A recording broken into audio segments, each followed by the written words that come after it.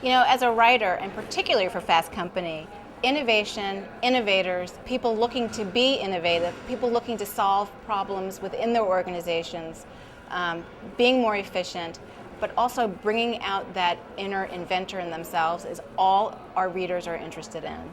And it's such a precious time to be a business writer. We're not in a market-driven environment. I used to joke that earlier on in my career as a writer, people were reading everything I was writing because they wanted to churn their 401k. They're not looking for stock tips now, they're looking for inspiration. And one of the problems is that there's just too much noise out there. There's too much information. Everything seems like it's an option. Should I have a Twitter strategy? If I don't have a Facebook strategy, I'm too late. I'm not an innovative person. How do I apply design thinking to what my job is? How do I run? And then it becomes very basic. How do I find the innovators on my staff? How do I hire them? How do I know? The cost of making the wrong decision is high anyway, but it feels even higher now because everything seems at stake. The other big challenge that our readers are having consistently is the fact that there's so much information out there that everybody has. So they're feeling vulnerable. Not only are they worried about the opportunity cost of not doing a good job with the information that's out there, they're worried about the information that their competitors have or that their customers have, and how to be courageous in that environment where you're still making good decisions for your brand, good decisions for your products, good decisions for your employees and customers, and not either giving too much away or missing an opportunity.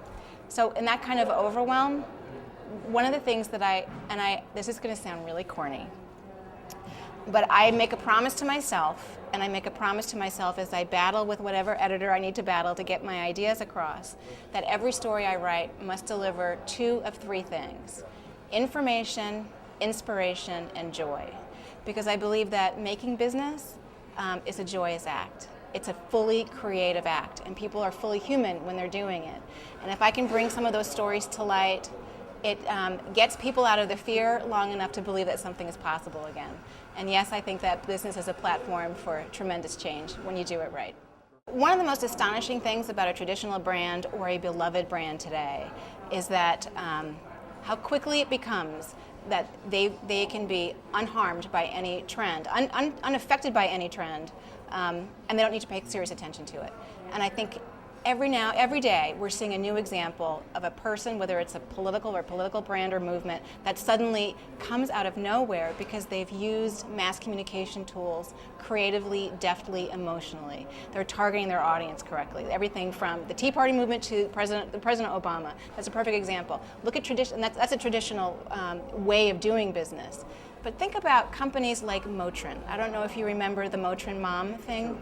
So here is this perfectly benign ad that runs online that a few very strong voiced consumers with a much wider base that anybody ever expected didn't like. And within 24 hours, 48 hours, it was all that anybody was talking about. That's a very small group of people who have more power than they ever did before because they have a committed audience that they're devoted to.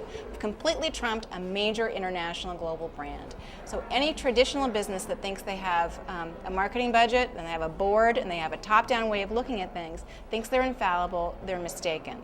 The flip side of that is not to be afraid of that, but to be open to what you need to do when something goes wrong and also when something's going right.